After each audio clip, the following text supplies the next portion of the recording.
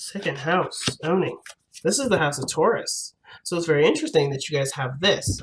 But this is the second house has a lot to do with possession. What is yours? What belongs to you? Taurus rules the house of rules the second house, and its key words, right? Its key phrase is, "I have." Okay, so with Taurus, I have. I believe Scorpio is I possess, but I want to double check really quickly with that. But the premise for the second house would have a lot to do with perhaps finances, with money. It could sometimes it doesn't have to just strictly be from I transform. Excuse me, Scorpio is I transform, not I possess, but I transform. So whatever they have, you transform, right? But that's your opposite house. That's the opposite house for the second house, anyway. The house of Scorpio, which is the eighth. But it doesn't have to just do with finances. It doesn't have to just do with things, tangible things. It could have to do with your self-esteem, what you see as a value. Because what I have is something that you would obviously possess based off of the value system that you have. Your value system, your self-esteem, the way you carry yourself. But most importantly, it is definitely, the second house has a lot to do with what you believe is yours, and having to do with your personal spiritual self, if that makes sense. What part of you belongs to you? Mainly, mainly what I'm getting from this energy for you guys this time is what is yours. Okay, what is yours? And it may have to do with it may have to do with self-esteem, but I don't know yet. So we're gonna have to kind of dive into the reading to really get a closer look as to what the second house is tailing to. All right, so underlying energy is the Six of Cups. Underneath that is the King of Cups. The rest of the cards are upside down, or is right side up. It's only the Six of Cups that came up reversed. Very interesting. And I make sure to shuffle it in a way that no cards are upside down. But I've been noticing with this deck, there's been cards that come up reversed. I don't read reversals though, but I'm definitely going to acknowledge that it's definitely weird, and something that we'll take note in later on. The Six of Cups, what that card really indicates to me, especially in your underlying energy, Scorpio, is that there has to do with a soulmate connection or having to do with something referencing the past. Because we already had the Three of Swords come up, and that's usually a past issue, something that does refer to something that's already happened. And the Six of Cups, this could indicate to happy memories, rose-tinted glasses. The Six of Cups could also indicate children, but I don't think there's really any children involved. Some of you guys may have some direct children involved, but I don't think it's the case. But anywho, what makes you happy? What memories do you have of a time when you felt the most happy, the most innocent? I feel like this is a snapshot of innocence here. Okay, it's a snapshot of innocence in which this is before you lost your sense of innocence. This is a time when you, where everything was wonderful. It was a time of ignorance in a sense. Not saying that you've ever been ignorant, but you may not have been aware of certain things prior to this instance where you may have met someone, you may have kindled a relationship with someone, or you've had a period in your time where you were going on a set goal. Maybe you were going to school and you had a certain idea of how something would pan out, and then you lived, right? Different things took different turns, and now you're here, right? You're a little bit more, you're seasoned, right? You're a little bit more aware of things where you may not have been aware before. And I kind of feel like the Six of Cups isn't necessarily a card where you're like, ooh, be careful of rose-tinted glasses, and looking at something with a pigment to it where it's not necessarily as it is, right? I feel like you guys are noticing things about yourself that you may not have noticed before. That's what I'm getting with the Six of Cups, because when you look back at a time when you were innocent, you have become aware of something that you were once not aware of before. And I kind of get the vibe that you guys are coming to a state of awareness. Now, with that state of awareness coming up, you have your heart of your reading is indicating that there is a bit of defensiveness, but not in a bad way. But you have something to stand by. You put in a lot of work into something. You did a lot of of pushing with this, not in the sense of like forcing something to happen, but you have gone through enough turmoil to know what turmoil looks like.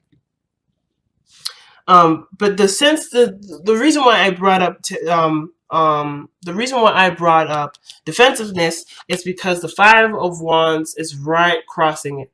You've already, if the heart of the reading is suggesting that you have surpassed this moment, the crossing would suggest that this is also a hindrance.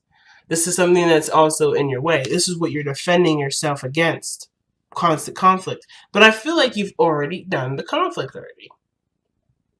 Something already tells me that the situation in which you've been through with this Five of Wands has already happened, which is why the past cards had come up twice. Three of Swords, and then the Six of Cups. Two cards that reference the past, and then now you have current energy, which is the Seven, and then you've gone back a step with the Five.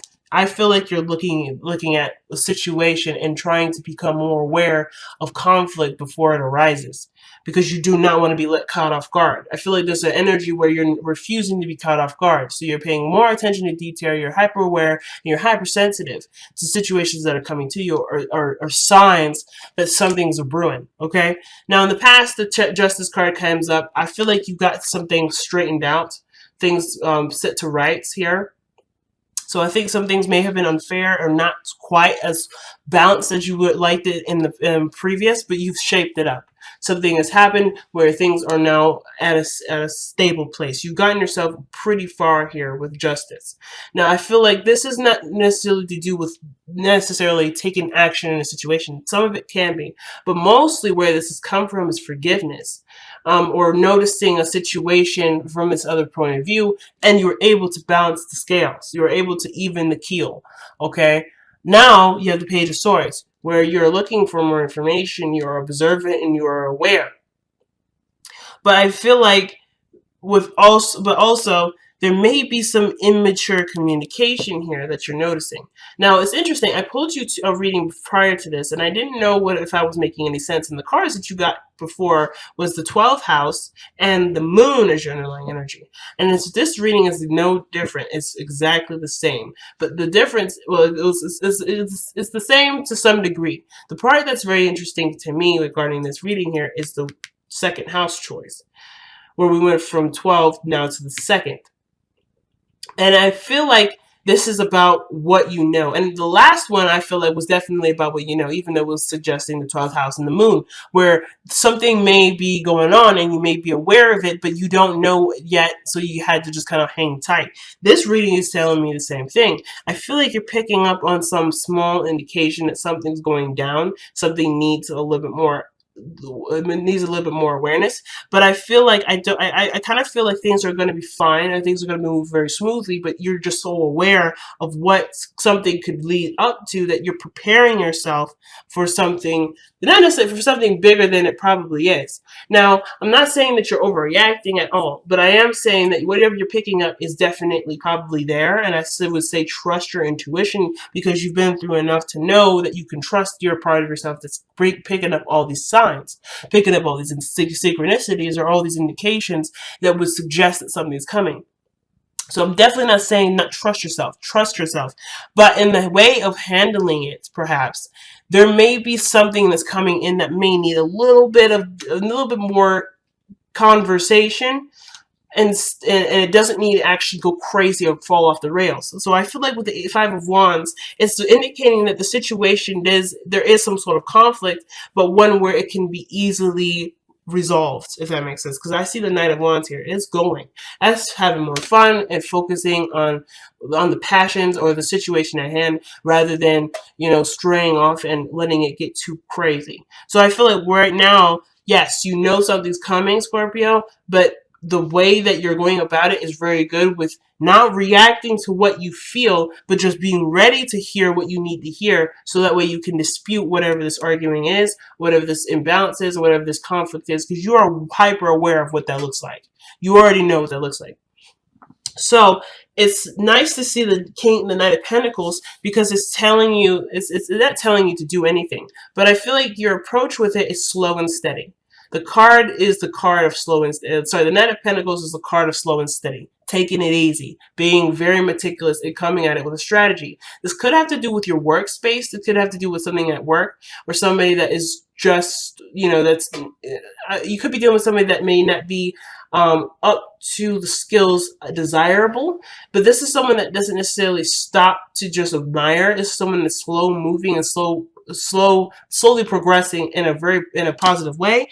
And I feel like this could be you taking this opportunity with what you know and taking slow approaches and how to handle them differently.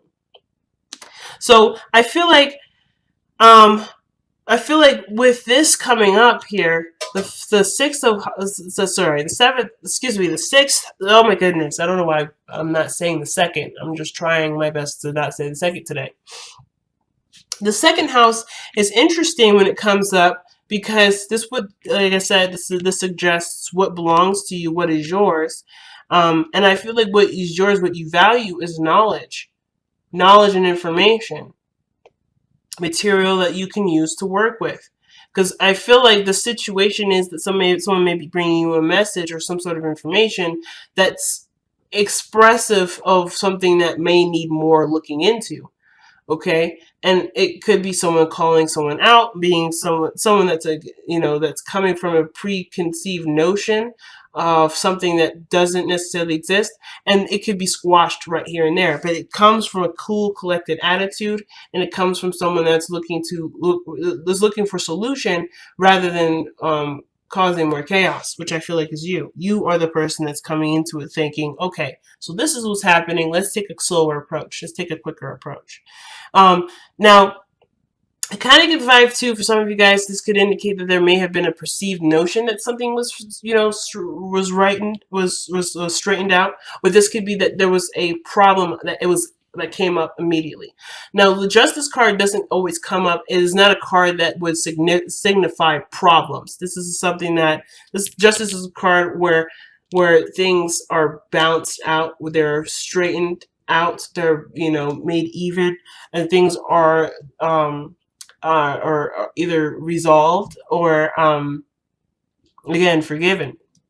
But this is usually a situation where there is a call for some sort of judgment or some sort of a call of a situation that needs more that needs to be precisely handled in a way that needs to be sorted out in the best way possible. And I feel like with the Knight of Pentacles coming in, the only way for this to be worked out is for all the pieces to be brought together, for all the little pieces to be brought together.